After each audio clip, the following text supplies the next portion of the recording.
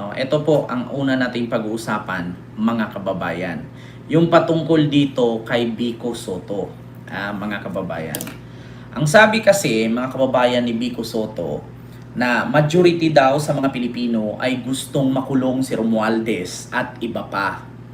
So ngayon mga kababayan, paano nga ba tayo bilang ordinaryong Pilipino makatulong, no? Para managot itong mga dapat managot at makulong ang mga dapat makulong na mga kurakot.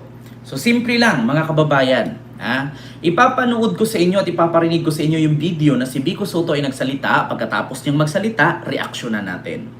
Ito po yan mga kababayan. Ito po, asan ba ang volume dito mga kababayan ni Vico Soto? Ayan. Si Martin Romualdez. Ito po. Dahil ng karamihan sa ating mga kapwa Pilipino, gusto nating makulong si Martin Romualdez at marami pa pong iba. Kailangan tumagos din ang mga pagbabago sa ating mga barangay. Makinig hanggang dulo ng mahigit. Marami pong nagtatanong sa akin, Mayor, Vico, ano bang pwede kong gawin? Ma'am Bella, hello po. Kaya kung panahon ng katipunan, pwede ka sumali ng katipunan, paano ba ako makakatulong? May pag-asa pa bang matigil itong malaking korupsyon na nangyayari sa bayan natin, bansa natin? Ito kung sasabihin ko, alam kong may misinterpret. Ma'am Christina, hapon at kagabi po. Sana yung mga alam na yung medyo madaling maniwala sa mga propaganda ay makinig hanggang dulo ng mahigit. Una sa lahat, dahil ang karamihan sa ating mga kapwa Pilipino, umaasa tayo na may mananagot, na may makukulong sa mga may sala sa flood control at iba pang malalaking uri ng korupsyon sa ating bansa. Pare-pareho naman tayo, ang mayorya sa ating mga Pilipino, gusto nating makulong si Martin Romualdez, gusto nating makulong si Zaldico, at marami pa pong iba. Nandun na tayo eh. Siyempre, tayo sa Lungsod Pasig, mas makakatulong tayo sa mga kasong gaya kay Vizcaya. Pakinggan yung mabuti ha mga kababayan. Bakit? Dahil meron tayong personal at institutional knowledge tungkol doon. Meron tayong ebidensya. Hindi lang tayo nagsasalita, may katibayan tayo. Kahit kung wala pang ingay doon, tumutulong na tayo. Nag-case build up na tayo. Pero lahat, syempre, gusto natin mapanagot. Nakita natin kung gaano karawak na yung pinag-uusapan nating korupsyon. Hindi bago, pero at least ngayon kita na ng taong bayan kung ano pa talagang totoong nangyayari. Galit ang tao. Kaso ito ang problema. Yan, ang problema. Pagkatapos ng lahat ng ito, pagtahimik na ulit, pagkalmado na ulit, anong mangyayari? Ayan, yan ang malaking tanong. Pagkatapos ng lahat ng ito. Yan ang malaking tanong. Nagkaroon na ng dalawang people power dahil sa korupsyon. May nakonvict ng dating Pangulo dahil sa plunder. Hindi naman natin naalala, nakalimutan na ba natin? Pero ano nangyari pagkatapos nun? Maaaring meron naman kahit papano. Nagbago naman siguro kahit papano. Pero di maikakahila na laganap pa rin ang korupsyon. Sabi ng marami, sentimento ng maraming Pilipino para bang lumalaban. Mga Pasigenyo, walang shortcut dito. Kailangan natin unti-unting baguhin ang sistema at kultura ng paggugobyerno sa ating bayan. We must start denormalizing corruption and strengthening the institutions that lead to transparency, accountability, and justice. Tama. There are no shortcuts. Kasama rito sa sinasabi nating denormalization, ang paglaban natin mula sa pinakamalalaki hanggang sa pinakamaliit. Mas maliit, gaya ng Barangay chairman, kagawad. Sa pagbibigay o pagtanggap ng suhod. Tama. Pati yung mga akala nating maliliit lang na bagay, yung nakasama na sa kultura natin. Halimbawa, yung pagbibigyan natin parati yung ating kaibigan dahil malapit sa atin. Tama. Si kumare, si kumpare. Intindihin yung mabuti ha. Akala natin minsan maliit na bagay. Akala natin wala lang. Pero walang malaki na hindi nagsimula sa maliit. Tama. These little things The small rules we break and ignore, they have strengthened the larger ecosystem Nag-gets of nyo ba? corruption and Sabi ni pollution Biko, of impunity. paliwanag natin mamaya. Ngayon, dito sa Pasig, salamat sa mga Pasigenyo dahil dito sa Pasig, ito naman yung sinusubukan at napagtatagumpayan natin mula 2019. Binabago natin yung kultura natin mismo. Pagkatapos nung binabago natin ang sistema natin. Pero bago tayo mahilig, bago tayo tumanaw sa malayo, at sa halip na mawalan tayo ng pag-asa sa mga bagay na hindi natin kontrolado, let's denormalize corruption here. How? Paano? Linisin muna natin ang nasa loob ng ating sariling bakuran. Tama. Sige, city government, marami nang na-improve. Hindi ko sinasabing perfecto, hindi natin kailanman masasabi na perfecto, pero hindi natin maitatanggi na napakalaki na ng na-improve, ng nalilinis ng ating pamahalaang lungsod. Tuloy-tuloy pa rin po yun, pero kailangan tumagos din ang mga pagbabago sa ating mga barangay. Marami na tayong mga barangay na nakikiisa dito sa mga malawakang pagbabago at paglilinis ng pamahalaan na ginagawa natin. Marami na po, may nakikita tayo mga maayos na barangay. Pero paitingin pa natin ang ating laban. Nag-uumpisa na po tayo sa tulong ng Sangguniang Panlungsod at ng ilang mga private complainant. Meron na po tayong ilang konkretong hakbang. Mas natututukan na po natin ito ngayong pangatlong termino ko na. Barangay Rosario, Capitan Eli de la Cruz, has been preventively suspended for 60 days as we continue the investigation for the falsification of public documents Tama. and further Ganyan allegations dapat. of corruption. Ganyan dapat mga barangay chairman. Barangay Calauan, Capitan Jess Gaviola has been Ganyan dapat. preventively suspended for 60 days Diba? for a fake document related to procurement, pagbili ng mga gamit o goods. So narinig nyo ha mga kababayan, medyo mahaba-haba yan. 6-minute video yan. Ganito ang gustong iparating ni Biko Soto, mga kababayan. Majority sa ating mga Pilipino gusto nating makulong si Martin Romualdez, si Saldico, si Diskaya, lahat ng kontraktor, lahat ng senador na sangkot, lahat ng kongresistang sangkot. Ngayon mga kababayan, halimbawa, nakulong na lahat. No? Mula kay Cheese, kay Villanueva, kay Jinggoy, kay Saldico, kay Martin, lahat ng congressman, lahat ng kontraktor, lahat ng engineer, DPWH secretary, undersecretary. Ngayon, anong sunod na mangyari? Ganito yan, mga kababayan. According nga sa sinabi ni Biko Soto, tayo mga Pilipino bilang private citizen at ordinaryong Pilipino, paano ba tayo makatulong para masugpo ang korupsyon? Sa ngayon po mga kababayan, kumpleto na po ang ating social media. Meron tayong Facebook, Instagram, TikTok, Twitter. Meron tayong tawag dito YouTube. So dahil sa mga platform na yan, mga kababayan, no? Pwede nyo po yang gamitin sa mabuti. Katulad niyan, di ba may panukala si PBBM na isumbong sa Pangulo ang lahat ng nakikita ninyong katiwalian. Ngayon, kung hindi kayo makipag-coordinate sa Pangulo at hindi ninyo isumbong sa Pangulo kasi DDS nga kayo, walang mangyayari. Kaya, yung mga DDS at yung mga galit kay Martin Romualdez, galit kay Marcos, wala pong patutunguhan yung rally ninyo sa EDSA. Walang patutunguhan yung pagmumura ninyo sa YouTube, sa Facebook, sa TikTok, kung anumang platform. Bakit? Ganito yan mga kababayan. Paano nga po ba natin maipakulong si Romualdez, si Saldico at iba pa kung kulang nga sa ebidensya? Kasi ganito po, wag po tayong umasa sa mga nakaupo dyan na may hawak na ebidensya. Bakit? Kasi nga sabi nga ni Biko, kapag kaibigan ka, nabigyan ka lang kahit konti, hindi ka na magsasalita kasi kaibigan ka nga. 'Di ba? Katulad niyan, paano nga ba makasuhan si Romualdez kung lahat halos ng mga nakapaligid sa kanya ay nababayaran? Lahat ng nakapaligid sa kanya ay hawak niya sa liig. 'Di ba? Wala talagang ebidensya. Mahirapan tayo maghanap ng ebidensya kasi nga paano tayo makakuha ng ebidensya kung halos lahat ng nakadikitan niya hawak niya? Mayaman siya, marami siyang pera 'Di ba? Katulad kay Sara. Paano ba si Sara ma-impeach kung ang halos lahat ng naghawak ng ebidensya at halos lahat ng nasa Senado ay hawak niya sa liig? Pati Supreme Court, hawak niya sa liig. So paano nga ba ma-impeach?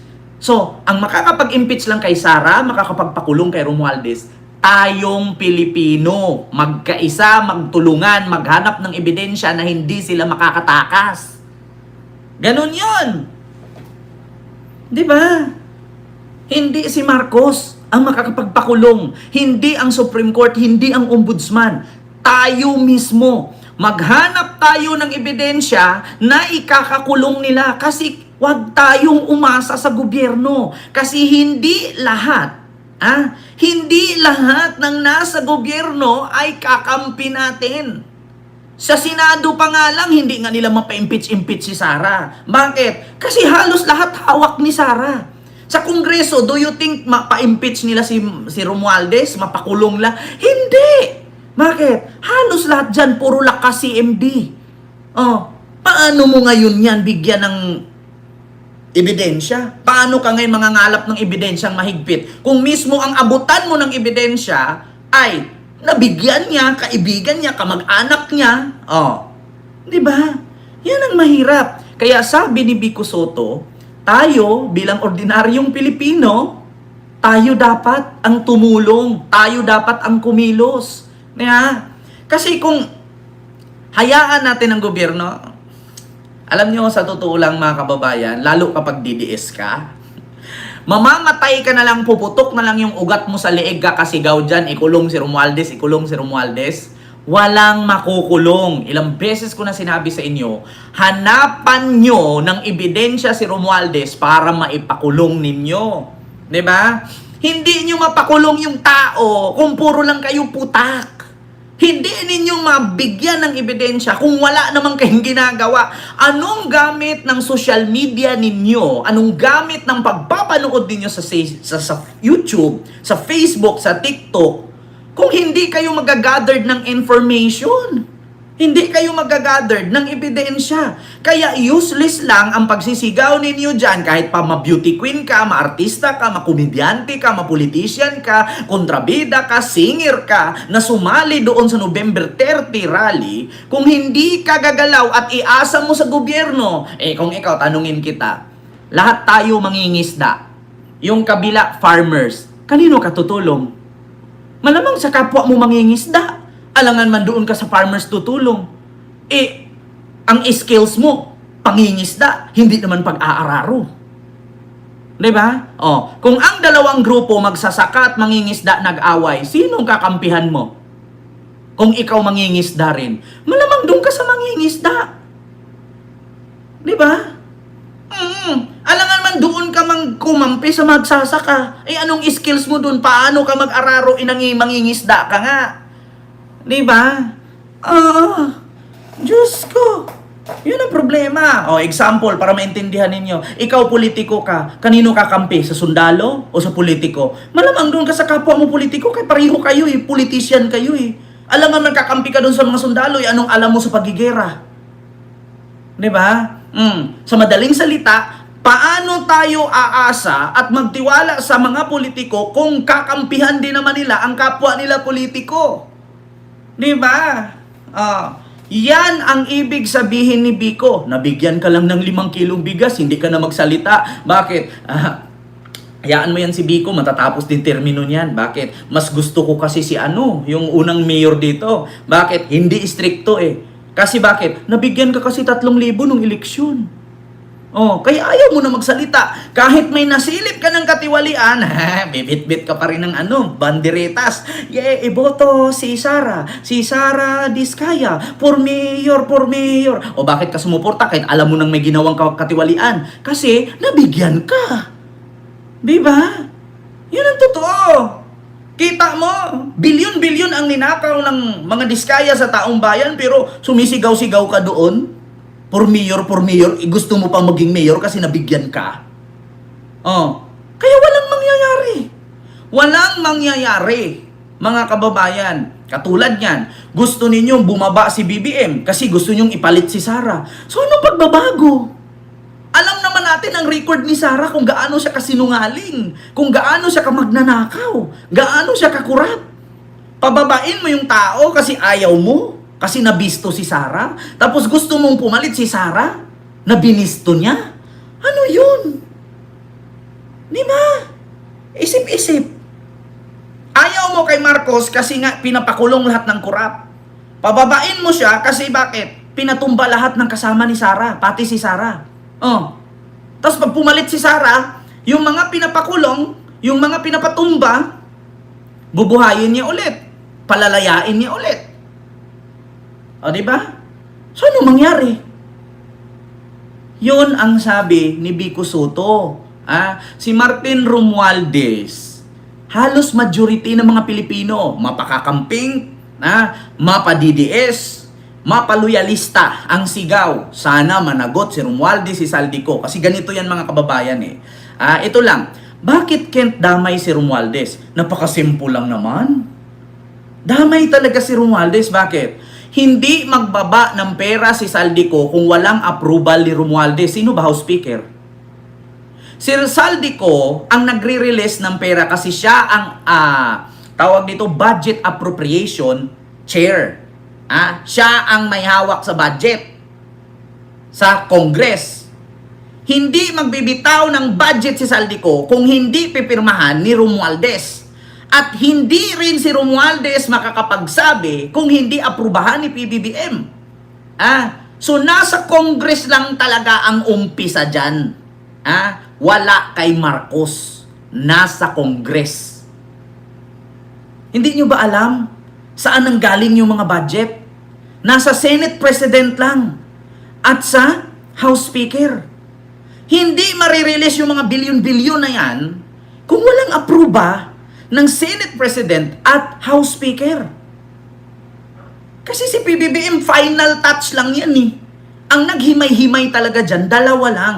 Senate President at House Speaker. Ganun ka-simple. Kaya yung mga sinisigaw-sigaw ng DDS, pasagutin managot si Saldico, managot si Romualdez, totoo yun. Diba? Totoo yun. Do you think mapunta yung bilyon-bilyon kay Diskaya kung hindi inaprubahan ni Saldico, hindi inaprubahan ng Congress at ng Senate? Once na pumirma si PBBM dyan, ang may hawak lang ng budget ang mag-distribute niyan. Kasi maskin nga si PBBM nalulusutan sa 100 billion insertion. Ginamit ang pangalan ni Marcos. Ang tawag doon insertion. Di ba? Ang tawag doon insertion or bypass, binaypass nila si Marcos. Dahil daw, sabi ni Saldico, may nagsabi daw sa kanya, utos daw ni Marcos, mag-release siya ng 100 billion. Ginawa naman ni Saldico. Pero ending, hindi pala alam ni PBBM na may nag-bypass sa kanya. Sino ba yon? Dalawa daw. Yung matanda at yung bata. Pati yung Muslim na damay pa. Diba? Yun ang totoo. Ito ang sabi. Dali lang namang magpakulong kung turo-turo lang at walang ebidensya. At paano makulong si Romualdez? Wala namang nagreklamo. Ganito lang kasi yan, ma'am. Sa mga gustong ipakulong si Romualdez, simple lang. Tigilan ninyo ang pagiging chismoso-chismosa ninyo, wala namang kwenta. Yung iginamit ninyo pang chismis at pagchismoso at pagchismusa ninyo, ihanap nyo ng ebidensya kung gusto nyo talagang makulong si Romualdez. Simple lang yan eh.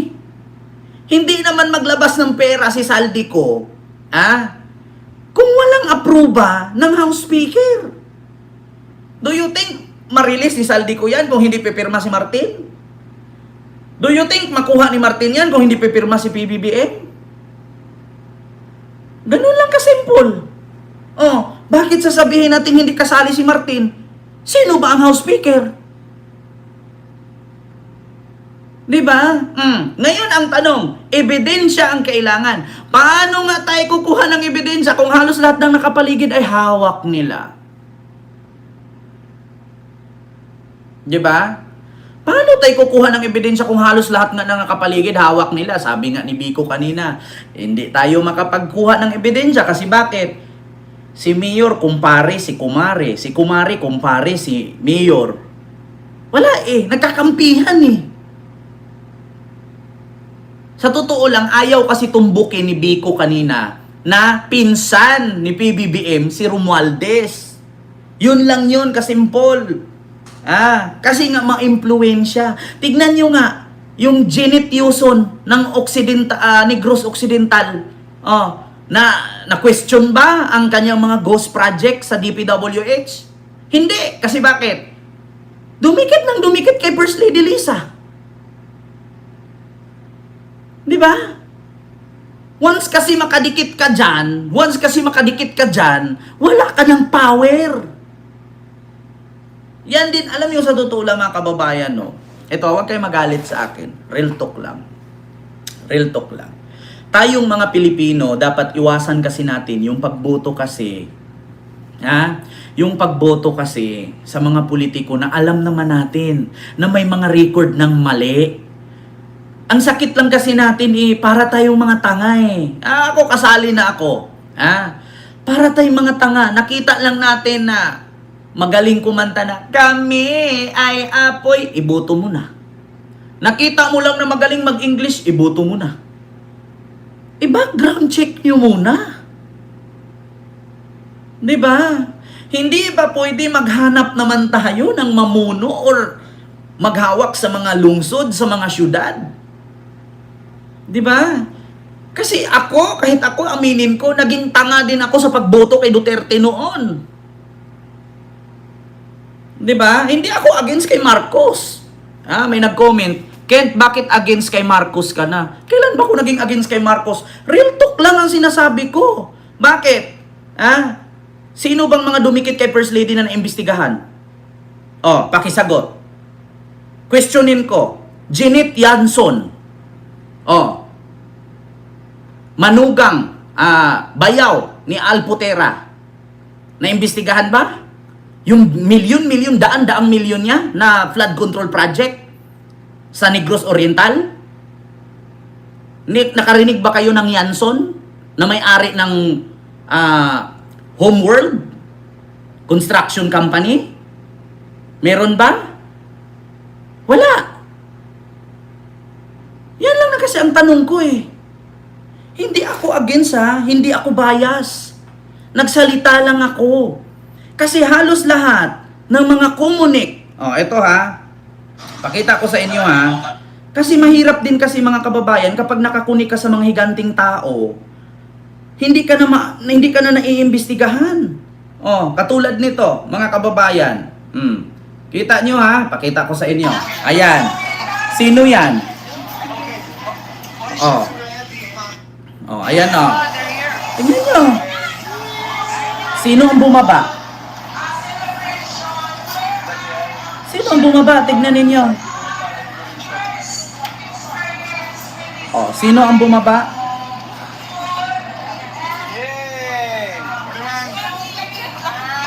Sino yan? Sino yung sumalubong? Ayan si Janet Yanson. Ayun si Small Boy.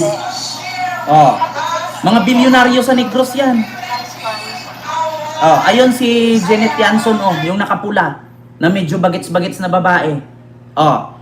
Nakipagbiso-beso kay First Lady. Pagtalikod, ang sigaw, resign BBM.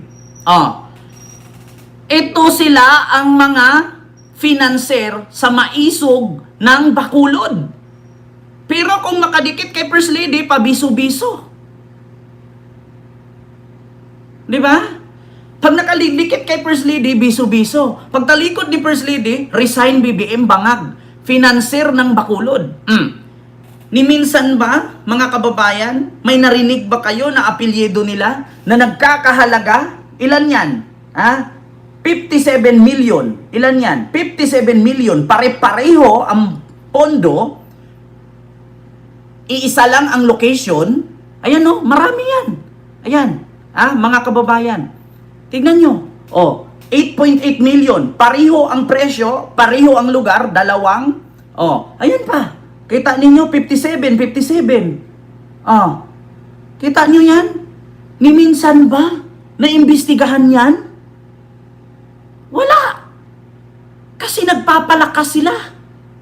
May resibo ba? Ayan o, resibo. Ayan, hanapin ninyo yan. Negros Oriental, Yanson. Ang pangalan ng group nila, ito Construction, Rehabilitation, Negros Oriental. Ang pangalan ng kanilang construction company ay Homeworld. Formerly, Homeworld Construction Corporation. Formerly, Homeworld E. Di ba? Kita ninyo? Kaya ngayon, nakadikit kay First Lady, nagpapalakas. Pero walang naimbestigahan. Kay Romualdez pa kaya? Yan ang masabi ko sa inyo. Malalaking manok yan eh. Hindi yan bias, hindi yan against. Sinabi ko lang yung totoo. Kung ikaw mangingisda, kaaway mo magsasaka, sinong kakampi sa'yo? Malamang kapwa mo mangingisda. Alangan man kakampihan ka nung kaaway mo. Diba? Sa madaling salita, ang politiko, kakampihan ang kapwa politiko. Ang sundalo, kakampihan ang kapwa sundalo. Wala namang sundalo kakampi sa politiko, maliban na lang kung nabayaran siya.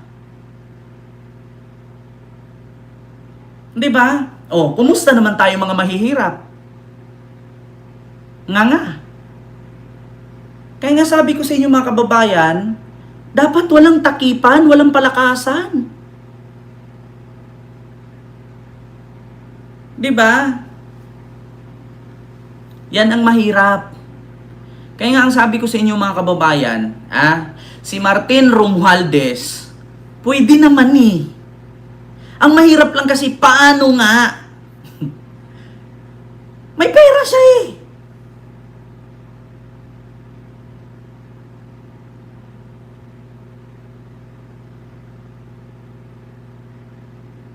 Yan ang mahirap. Diba? Kaya nga sabi ko sa inyo, tingnan nyo, si Chase Escudero. Anong nangyari kay Chase Escudero? May issue siya sa pagtanggap ng donasyon. Pagdating sa Comelec, nahilot-hilot, nawala. Ang hirap eh. Ang hirap. Kaya nga sabi ni Vico Soto kanina, mag-umpisa tayo sa mababa kasi wala namang malaki eh. Dumadaan naman yan sa maliit. Kasi kung tatargetin mo diretso yung malaki, mahirapan ka. Kasi yung malaki, under niya yung mga maliliit. Pero kung tatargetin mo yung maliit, paakyat ka, magsasalita yan isa-isa. Diba? Kita mo? Kapag kaharap si First Lady Lisa, biso-biso. Pagtalikod, sigaw, bangag si Marcos, resign, financier pa ng Maisog Bacolod. Kita nyo? Yun. Nga tayo, nga. Di ba? Kaya nga sabi ko sa inyo mga kababayan, hindi nyo talaga mapakulong-kulong si Romualdez kung ganyan lang. Di ba? Hindi mapakulong si Romualdez. Kung mismo ang mga nasa kinauukulan, kakampi niya.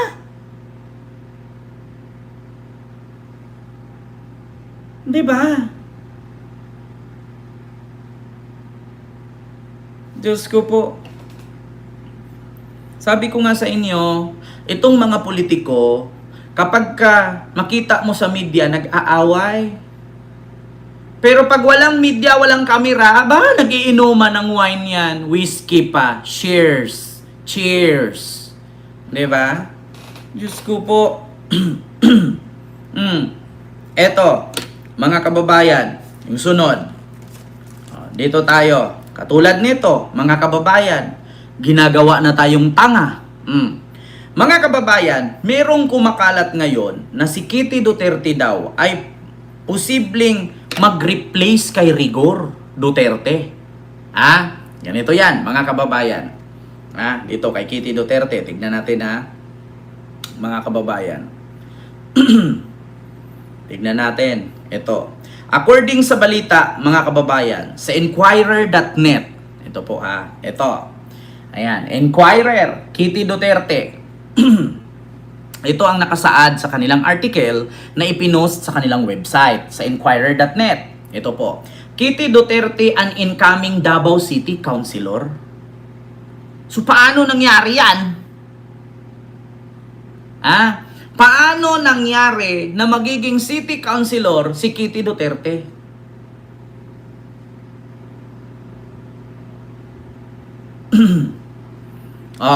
Sabi ni Syra Ignacio, Kent, what if kung maghanap ka rin ng ebidensya, total sabi mo di maaasahan ang gobyerno, may connection ka naman, di ba? Sa mga nagsabi sa akin maghanap ako ng ebidensya. Ngayon, kapag ba may ebidensya ako, gagawin niyo akong presidente. Siyempre, may kapalit yan. Bakit? Hindi naman po pwede isugal ko ang buhay ko para lang sa inyo. Pag may ebidensya ako at mapakulong sila, ako papalit na presidente. Diba? Hindi po pwede nang, paano kung may hawak ako ebidensya ngayon, tapos pinapapatay ako ni Romualdez? Ibabalik nyo ba ang buhay ko? Naisip mo yan, gawin mo. Diba? Hindi man po pwede na isa lang. Hindi man po pwede na ako lang. Diba? Hindi po pwede na ako lang. Ano yun? May hawak ako ebidensya, i-present ko doon, nakulong si Romualdez, tapos pinapapatay ako. Anyari? Hindi man po pwede, mga kababayan. Pagdating sa lahi, sabihin nyo, Pinoy kayo. Pagdating sa ebidensya, sabihin nyo, ako lang. Di ba ang hirap? Hindi po pwede yung ganun. Napakasimple. Si Cathy Binag nga, ayaw ilabas ang ebidensya para kay BBM eh. Kasi bakit? Para daw sa buhay niya. Di ba? Si Cathy Binag nga, may hawak na USB na nagsasyabu si BBM. Ayaw nga niya ilabas eh. Kasi pag ipapatay siya ni PBBM, kaya pa bang ibalik ng mga kapwa niya DDS yung buhay niya? Hindi. Ganun lang kasimple. Di ba? Simple yan. Ikaw, madam, na nakaisip niyan, gawin mo. Tapos pag nagawa mo yan, mag-thank you kami sa iyo. Gawin mo. Naisip mo yan eh. Di ba? Naisip mo yan. Gawin mo muna. Kung nag-success ka, thank you. Kung hindi ka mag-success, bahala ka sa buhay mo. Alangan man isusugal ko buhay ko. Sige nga. Magtuturuan tayo. Sino?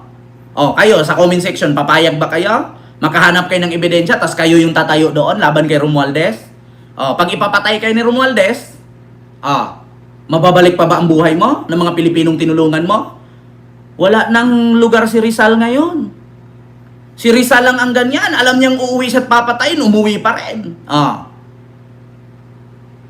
Di ba? Yun ang tanong, di ba? Ang hirap. Madaling maglabas ng ebidensya. Ang tanong kasi doon, paano ang buhay mo? Ganun yan, ma'am. Napaka-simple. Di ba?